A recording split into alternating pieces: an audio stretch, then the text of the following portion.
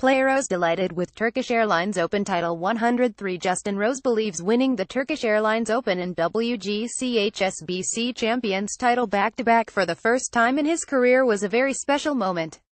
1,031,054 AM GMT. What a run for some great golf stories. A week that began with Tiger Woods' comeback announcement and unyielding support for the city of Las Vegas ended with Justin Rose claiming a second straight win and Patrick Cantlay breaking through for a meaningful first. We'll get to all of that in this edition of the Weekly 18, starting with the guy who's going to have a few more trophies in his luggage when he finally heads home. Point 1. It's difficult enough to correctly pick a player to win a single tournament, let alone two in a row, but we at least should have seen good things coming for Justin Rose during the past 2 weeks.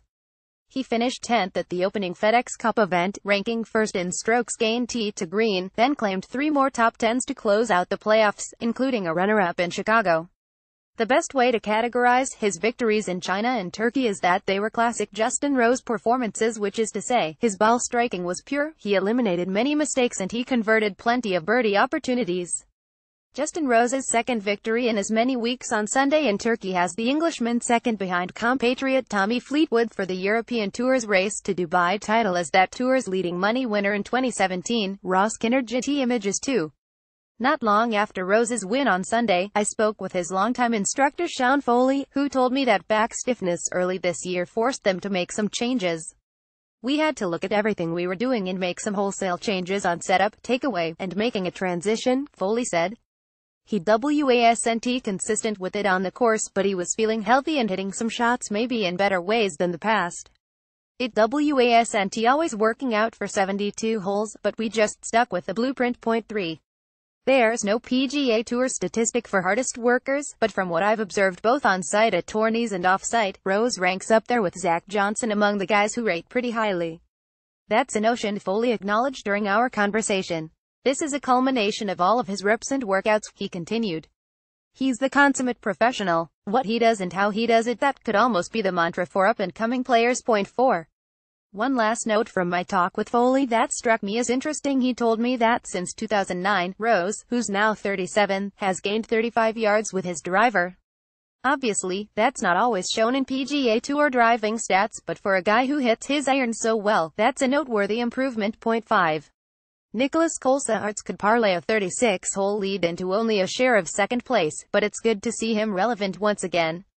The former Ryder Cupper, he was a stud in his opening match 5 years ago. Isn't just one of the game's longest hitters, he's also one of the more fun, interesting guys around.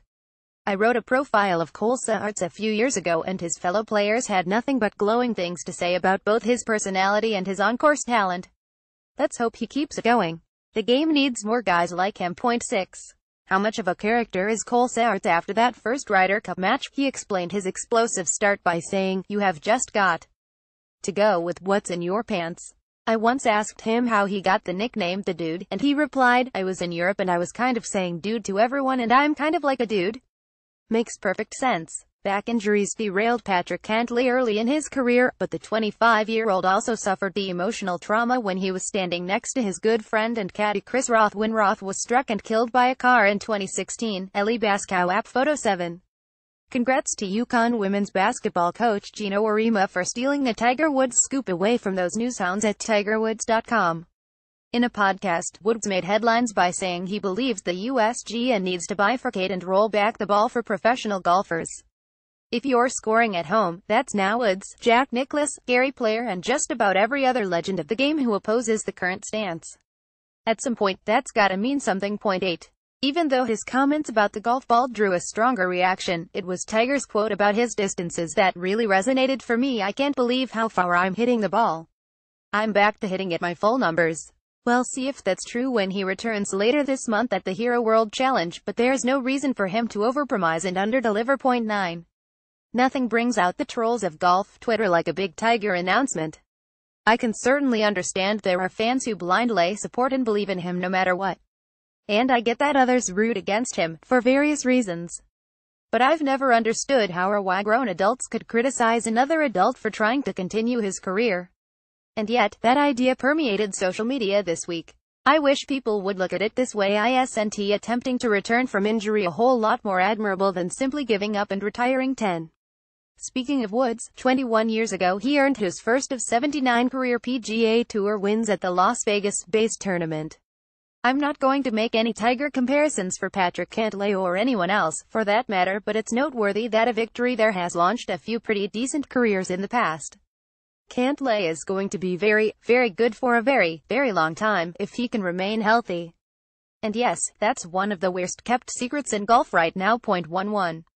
How talented is Cantlay? Here's Jordan Spieth talking about him 2 months ago. He's extremely talented. He's going to work his way up into the top 10 in the world, in my opinion. Tiger Woods announced he'll return to competitive golf starting November 30th at the Hero World Challenge in the Bahamas, a 72-hole no-cut event that benefits Woods Foundation and offers world ranking points to the 18-man field. Christian Peterson, Getty Images. 12. I can't recall an up-and-coming 25-year-old professional golfer who has been through more in his professional and personal life than Cantlay. He has already undergone back surgery and played a limited schedule this past season just to try and remain healthy. Then, there's the traumatic story of his best friend and caddy, Chris Roth, who was killed in a hit-and-run while walking through an intersection with Cantlay last year. 13. If you're in one of those golf pools where you take a player for the entire upcoming year and want to buy sort of low on a few, you could do a lot worse than pencil Cantlay into your lineup.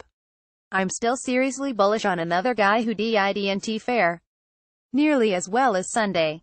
Tony Finau posted a 1/72 to finish T16, but it'll put him down right now for multiple wins this season plus a major championship contention or 2.14. The current leader on the Japan Tour money list is an American. Chan Kim won the Haiwa PGM Championship this weekend. The 27-year-old Arizona State product now owns 3 victories on the Japan circuit this season, along with a T11 at the Open Championship this past summer.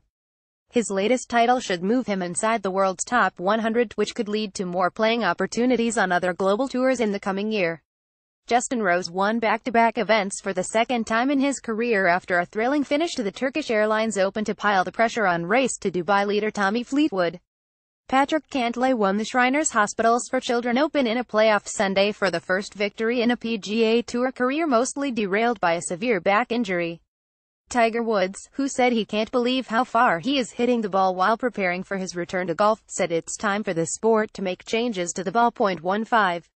Kudos to tournament organizers in Las Vegas for offering an exemption to local resident AJ McInerney, who was at last month's Route 91 Harvest Festival when a gunman opened fire, resulting in the worst mass shooting in modern American history. And kudos to McInerney for not only making the cut and finishing in an impressive share of 10th place, but representing himself and his hometown so well while reliving painful memories and interview sessions during the week. He'll go to web.com Tour Q School instead of using his top 10 exemption to play Mayakoba this week, but here's hoping the following week's RSM Classic or another event gives him a spot soon. 16. I could have chosen any of about 24 quotes from McInerney that would have symbolized his eloquence, but I really liked this, from after the opening round to have this event here only a month after Route 91 is special. I think Vegas can come together right now and celebrate something and have a reason to have fun and watch some great golf. 17. The truth is, from beginning to end, the tournament easily adapted to the Vegas strong theme, with players donating earnings, wearing ribbons and generally supporting the city in any way possible. No player epitomized this better than Charlie Hoffman, who attended UNLV and lived in Vegas for much of his career. He wore special shoes that will be auctioned off to charity and will donate his entire 18th-place paycheck of $98,600.18. The support didn't stop when the final putt dropped, either. On November 20th, at TPC Las Vegas, the PGA Tour and PGA of America will jointly host an event called Golf for Las Vegas, with all proceeds going to the Direct Impact Fund, a nonprofit organization that focuses on providing immediate and direct assistance to those affected by disasters.